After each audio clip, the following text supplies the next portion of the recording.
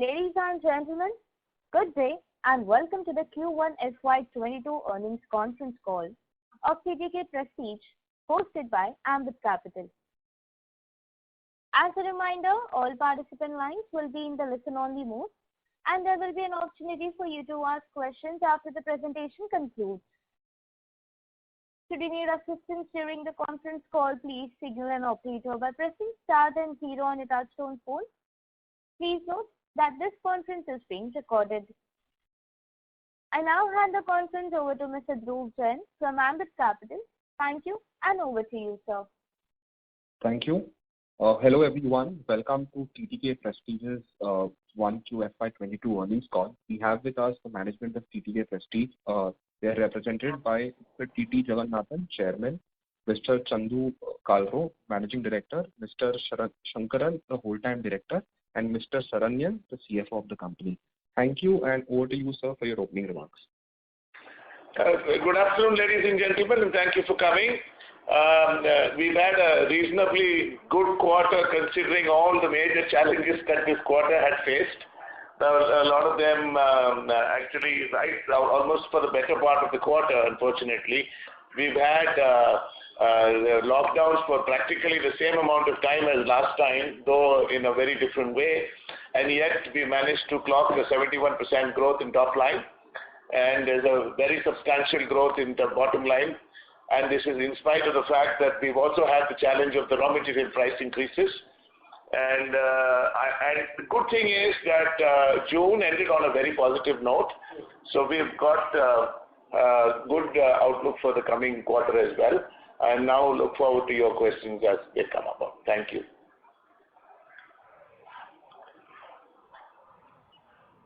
Thank you very much. We will now begin the question and answer session. Anyone who wishes to ask a question, please press star and 1 on the touchtone telephone. If you wish to remove yourself from the question queue, you may press star and 2. Participants are requested to use handsets while asking a question. Ladies and gentlemen, we will wait for a moment while the question queue assembles.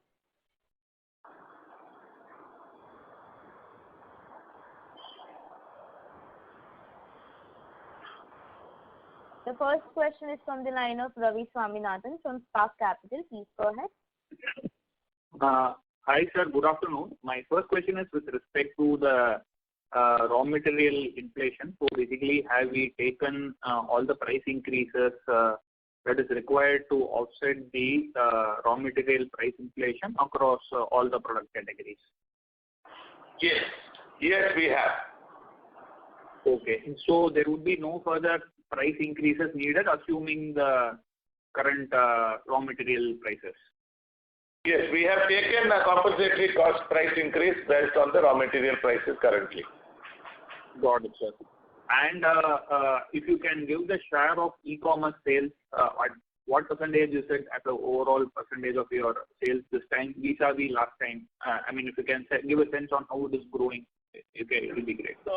So last year the e-com share was 24% for this quarter, and this year it is 32%. So 32% of the overall revenue is e-commerce as of now. That's right. Got it. Is there any big difference in terms of trade, say in terms of profitability or something of the sort with respect to e-commerce vis-a-vis the regular channel? Any blend number? You have seen our gross margins are actually expanded during this quarter as compared to the last year same quarter. And there is of course a slight difference in the margins between channels, but they are largely under control. Got it, sir. Got it. And ad spend, so basically how is it this quarter vis-a-vis the normalized quarters? So basically is it still on the lower side or ad spends have come back to the regular spend which we do normally? So we normally have a straight line we normally spend about 6.2% of our revenues on ads. However, you know that for the good part of this quarter we haven't been able to spend that money, but we've committed that money towards the end of the quarter. June has seen a start in spending which will continue. So the campaign is between June and July. So the ad spend, we are expecting it to go back to normal as we go along, and we are also seeing the demand to be normal like last year. Got it, sir. But is there a possibility of, other brands, some of them are talking about ad spends not going back to the previous level because some of them have moved digital and all these things. So, is there a chance of ad spends over the next 2-3 years sustainably being lower than the 6% of top line, say 5% or even lesser?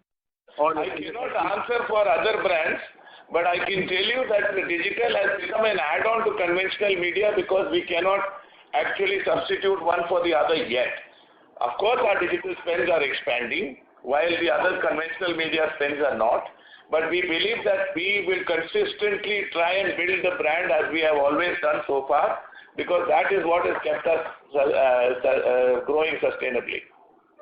Got it, sir. And my final question is with respect to the overall growth. What kind of growth can we expect in FY22? Can we see double-digit kind of a growth? Are we looking at that figure? Well, we should look at that figure, but I would refrain from giving a specific guidance at this point in time. But yes, we are looking at a positive growth at the double digits. You know that we've grown by 71% for the first quarter. And we don't know about any third wave.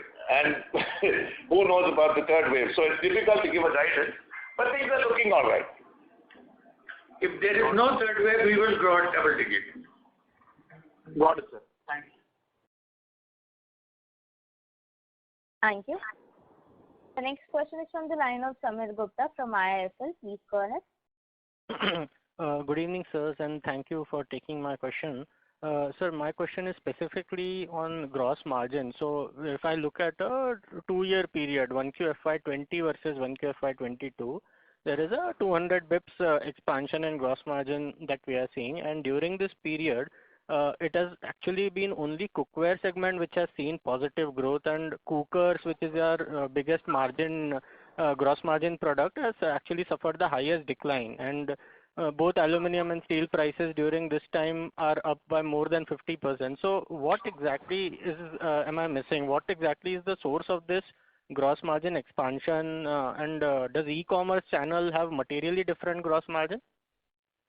No, it is not like that. You are right that the cookware sales has expanded while the cookers haven't. And in fact, the cookers have actually declined. But the cookware margins and the cooker margins are comparable. They are not different. Actually, they are not. In fact, the cookware margin is exactly the same as the cooker margin. The expansion that you are seeing is because we have had some level of channel mix and product mix that has happened. And I think over the period, you have to look at these things over a year. I don't think this will all even out is what I'm saying.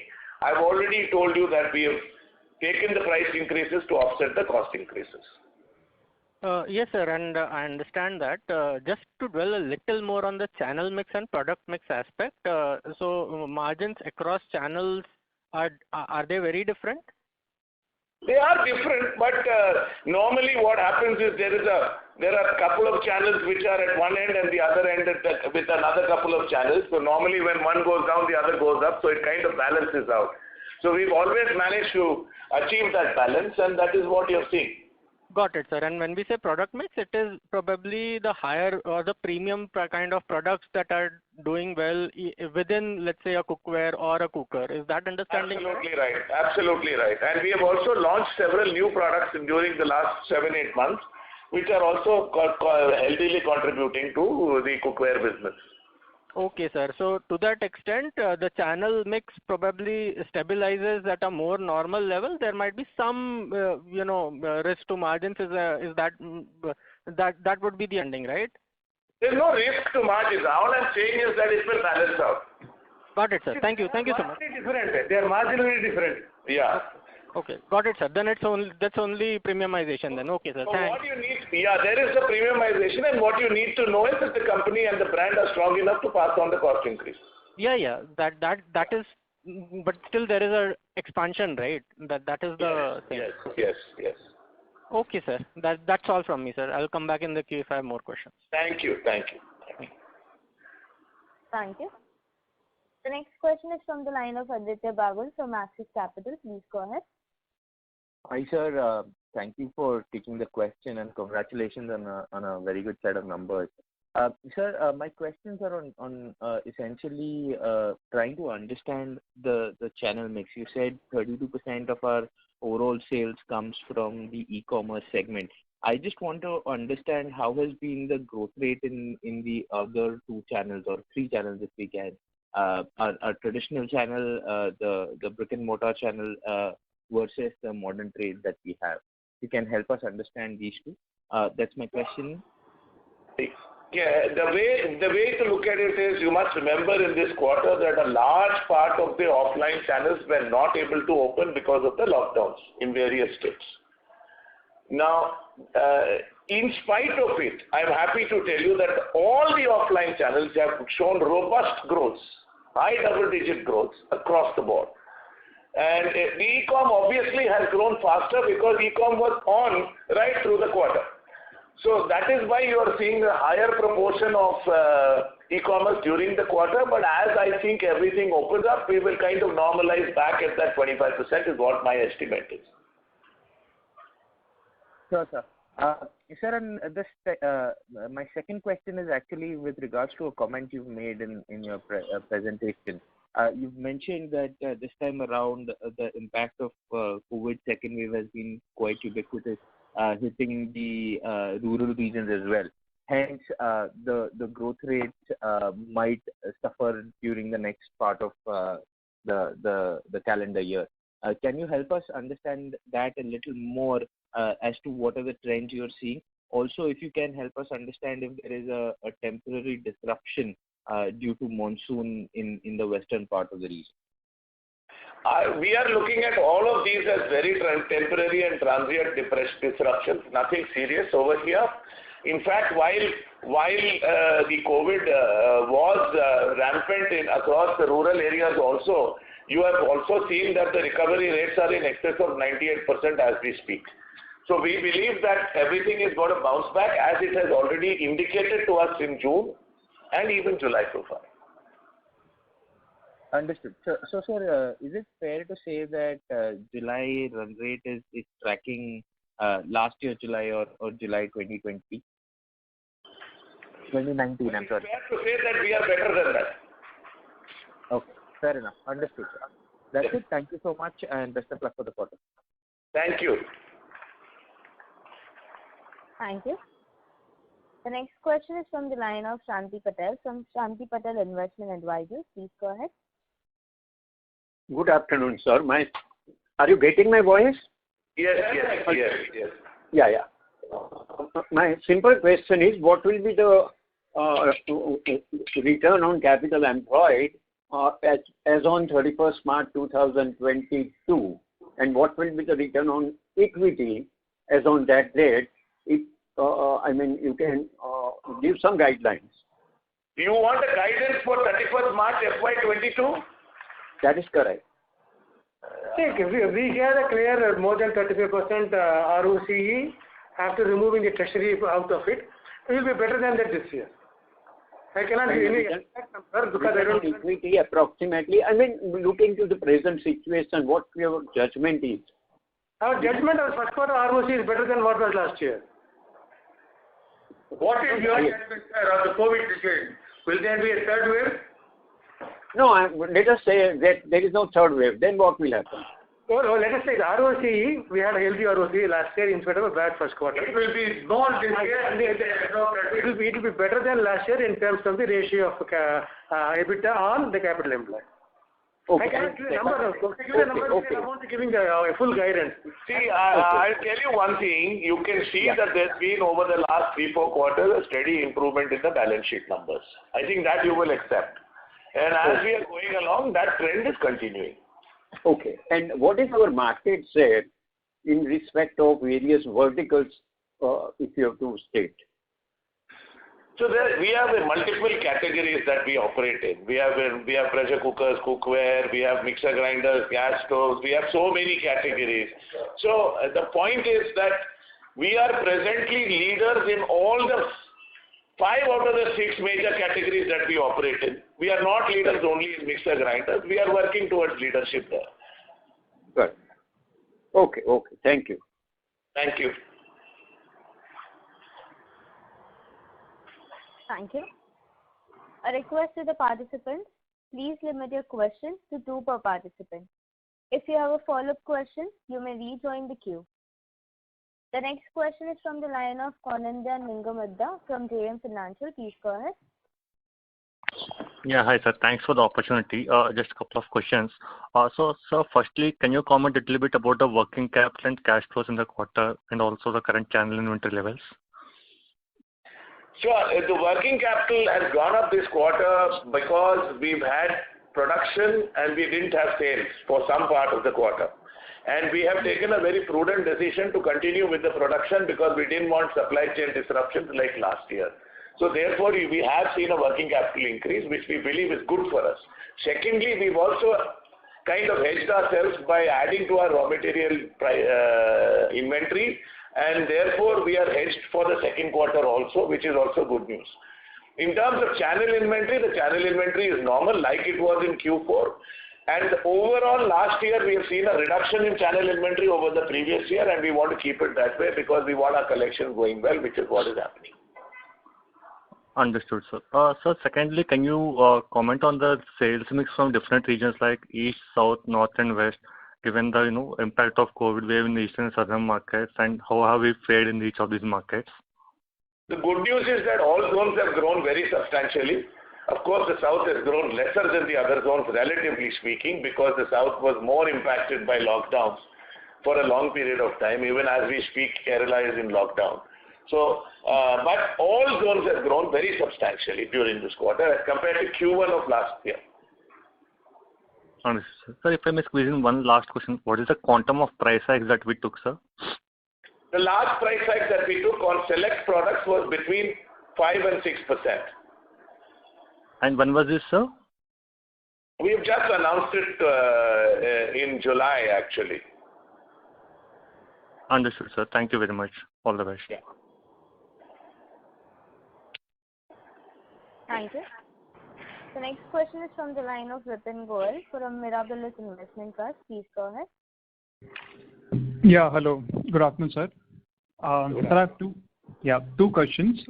Sir, first one, as you mentioned that the gross margin increase was first due to the mix of premium products within category going up. That is one. And then second one was the channel mix.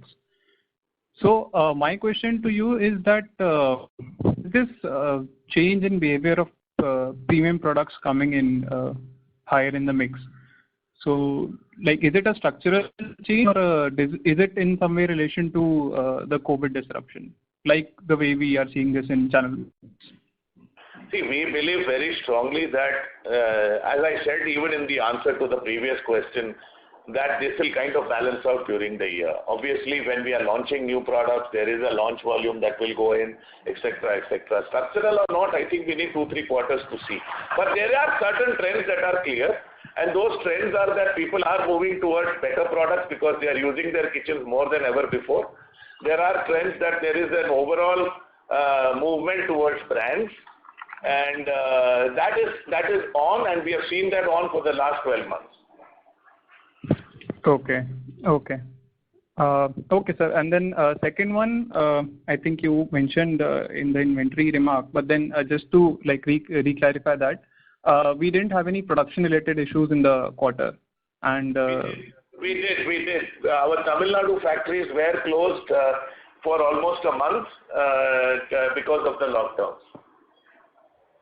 Okay, but now the production has started, and that was the reason like our channel inventory was higher because we want to like catch up on the sale if in case they come up in the next quarter once things open up.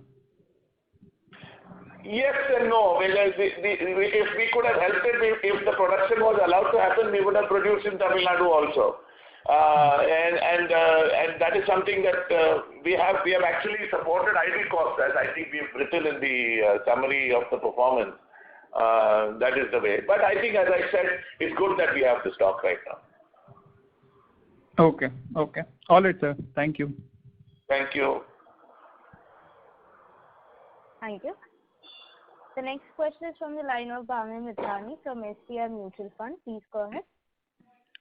Thank you for the opportunity and congratulations for a good set of numbers. So we have a couple of questions. One is if you could highlight the market growth for cookers, cookwares and gas stoves in the quarter, and what is the trend that you are seeing from unorganized to organized shift?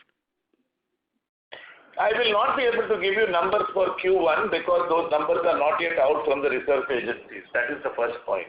As far as the last year is concerned, we have seen at least 2 to 3 percentage point shift from unorganized to organized, as we are seeing in the general trade. That is something that we are seeing as a trend. In terms of category growth,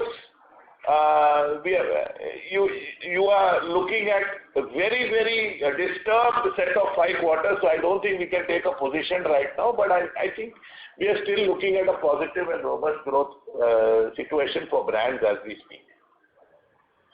Sure. The second question is, I am referring to the presentation where you've kind of outlined the new products, especially the Svachh burners that you've highlighted. Now, if you could highlight what is the level of premium that the company will be charging for these, and will this also aid to our profitability going forward?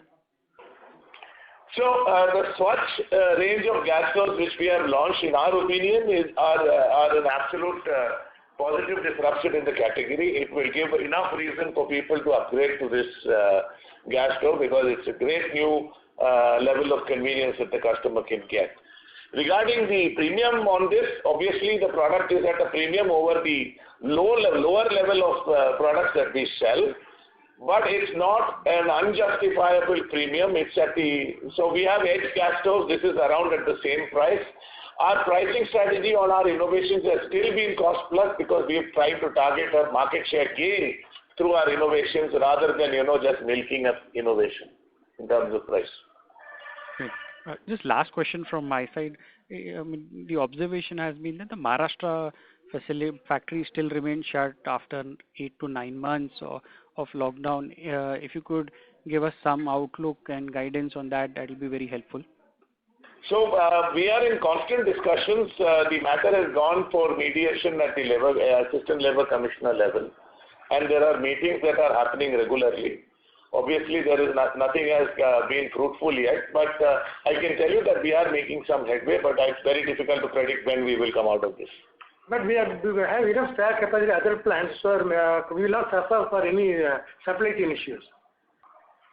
Oh, sure. Yeah. Thank you so much for taking my questions. Thank you. The next question is from the line of Achal Lohade from JM Financial. Please go ahead.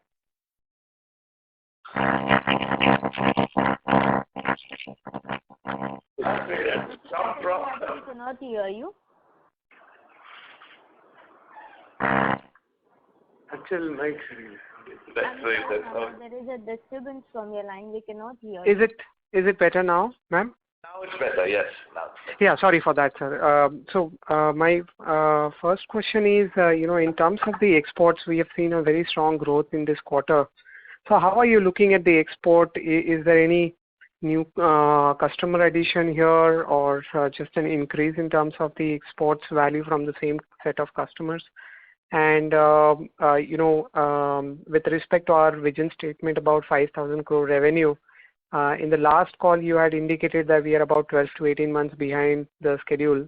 So now would you maintain the same or is there any shift in that? So, if we are consistent from what we said in the last call, except that we have had 1 more quarter of lockdowns, as you know.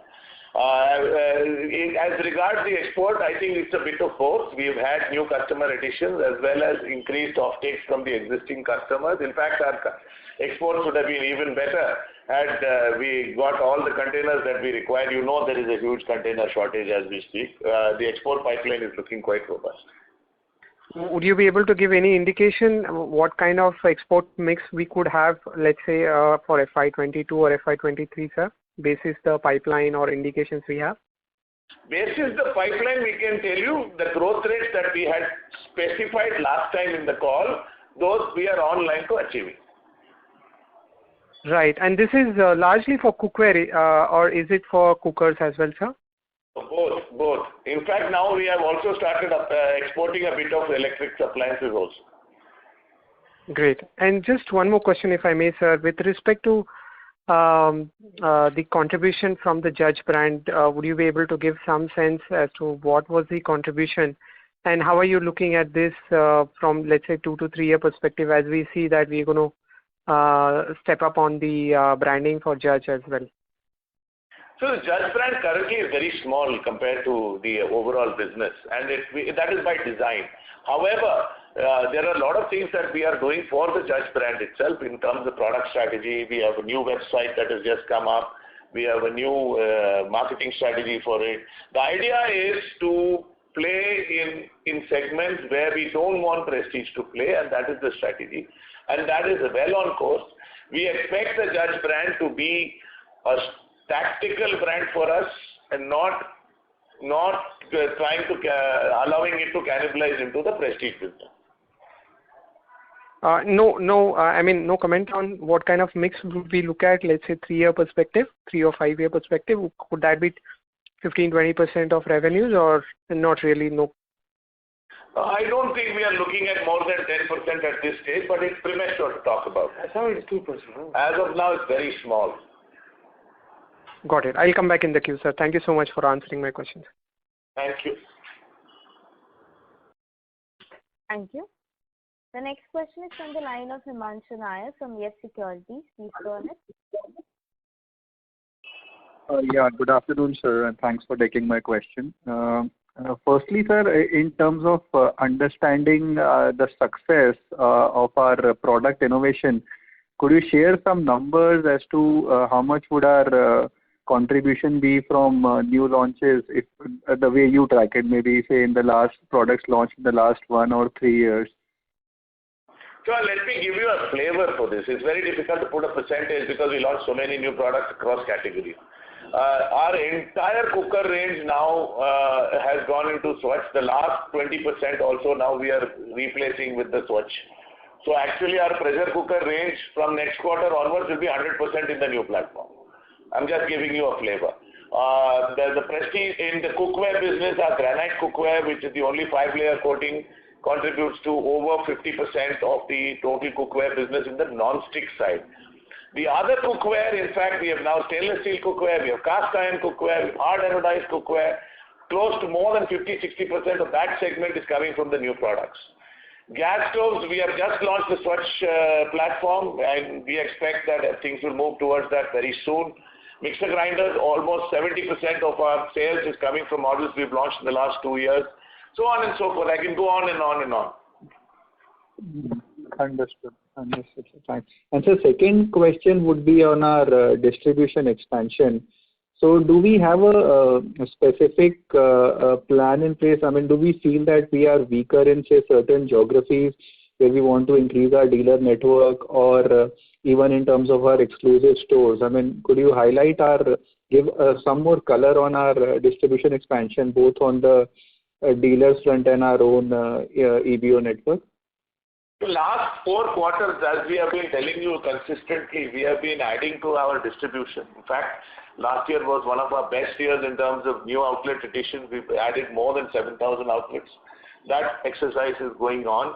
Even though there are lockdowns, we are kind of mapping markets, mapping new territories, mapping potential territories, etc., etc. It's a continuous process. Side of that, the times we live in, I think there are newer opportunities to reach product to consumer, which we are taking into account. So the rural channels, the MFI channel, there are the B2B online channels like Udaan. There are several new opportunities which we are using as we speak.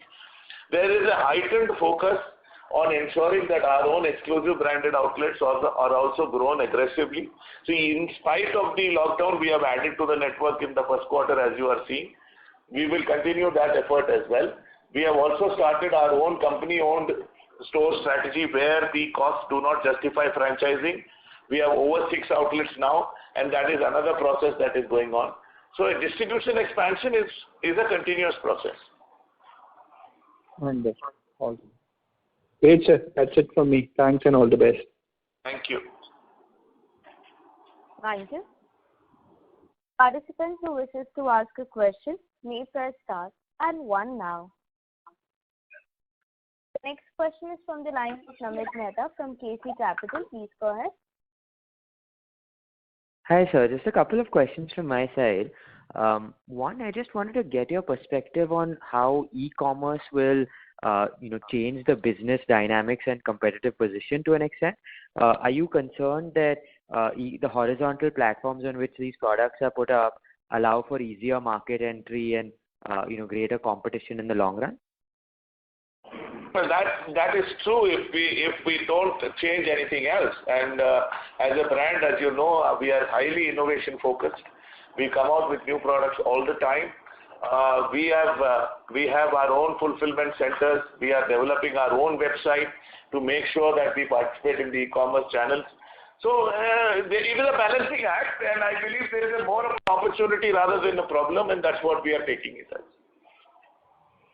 Great, thanks. And on the innovation point, I know that we are trending towards outsourcing more and more of our products. How does that impact our innovation cycles? Is it a little more difficult in terms of coordination versus some of our competitors who manufacture in-house? No, not at all. In fact, we have very dedicated vendors, largely exclusive to us. We have a very strong product development department, which actually gives our own proprietary designs, which we then made through them. So there's a very, very well-honed process that is there. And in fact, this has been an extremely efficient way of doing it. All right. Thank you so much. Thank you. Thank you. Participants, to ask a question, please press star and 1 now.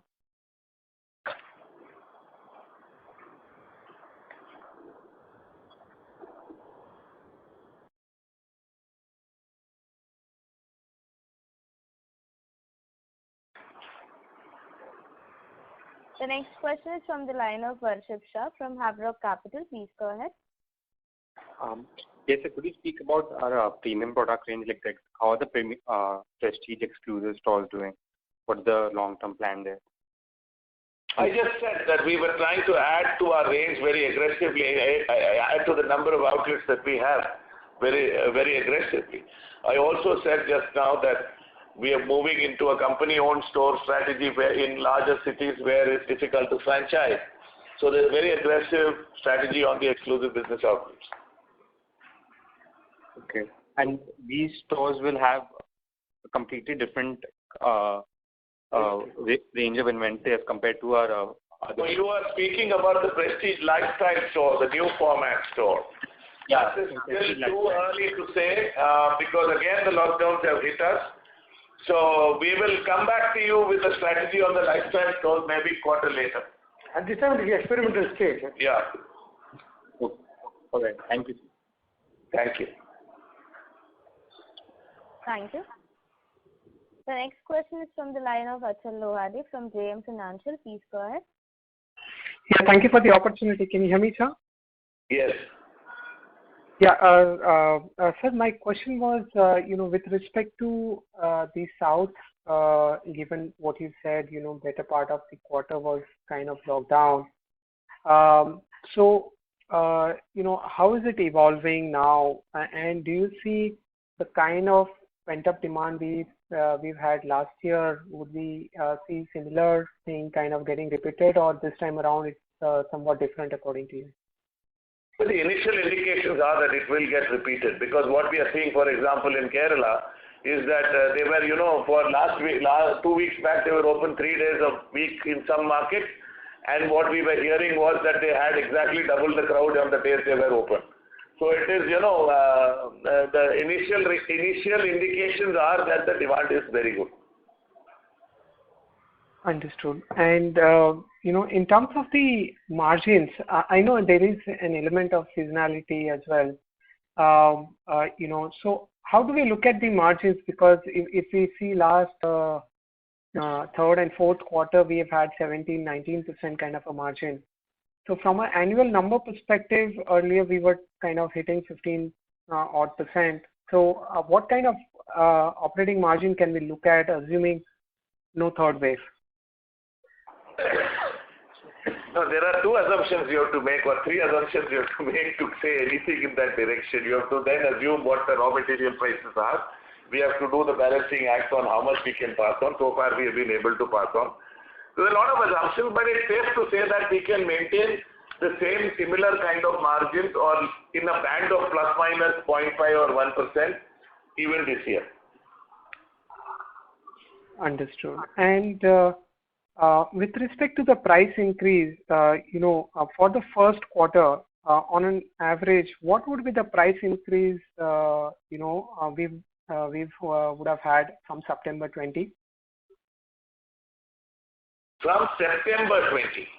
Yeah, I mean, initial round of, since we started taking the price increase given the cost inflation.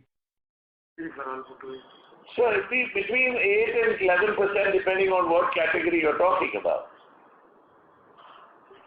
And I presume in appliances it would be even a higher double digit compared to cookware. I'm giving you the averages on cookware and kitchenware. We actually took it up only by 5% last year, and the balance was in appliances. So you are right about what you're saying. Right. So if I look at the revenue numbers from a 2-year perspective, I see that we've had a kind of a volume drop. I know it's hard to compare, add volumes like that, but for each of the category, would it be fair to say that, we've had kind of a double-digit drop in volumes given the impact of lockdown? No, it varies from category to category. For example, in cookware, we've actually had a growth in spite of everything. In cookers, yes, right, there is a drop. Again, that is primarily because the lockdown is not comparable. I would tend to look at this from the 9-month run rate that we had last year. And that was a good run rate and it was our best ever run rate. That kind of run rate looks like it's going to come back. Perfect. That's great. So thank you so much for answering my question. Thank you. Thank you. The next question is from the line of Bhavin Vithlani from SBI Mutual Fund. Please go ahead. Thanks for the opportunity again. We are seeing strong growth in the cookware as a category. If you could give us some outlook on what exactly is changing from the customer side, or this is more to do with the company's own internal newer products and certain products that we introduce which are more specific to the company. So, in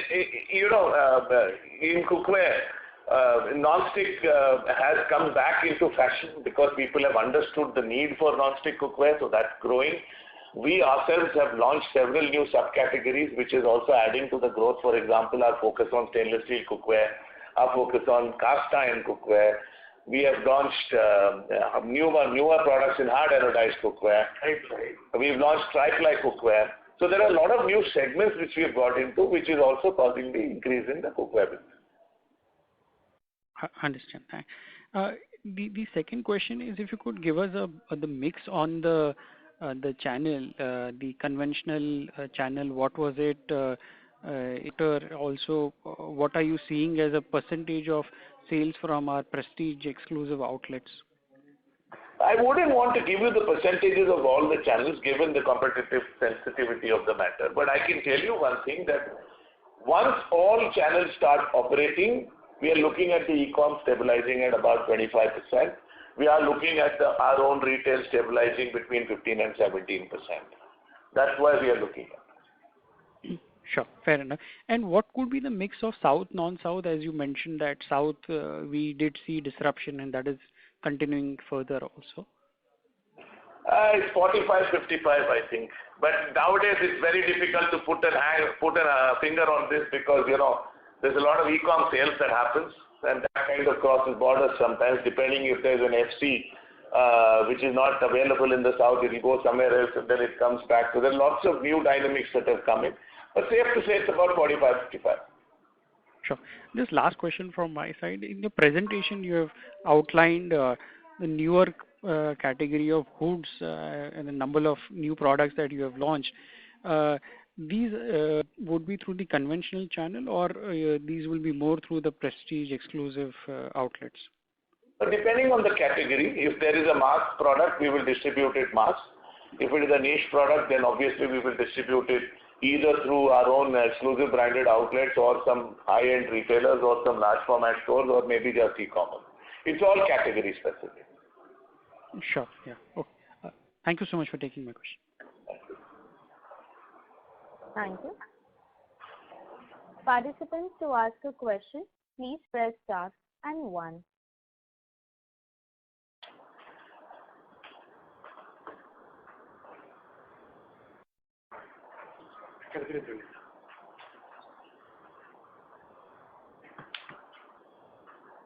As there are no questions from the participants, I would now like to hand the conference over to the management for closing comments. Yeah, we expect to have a much better 9 months as compared to last year.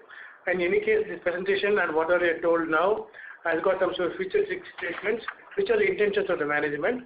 The success in reaching those goals depends on various factors, both internal and external. I request all the investors to take this forward class in turn. Thank you.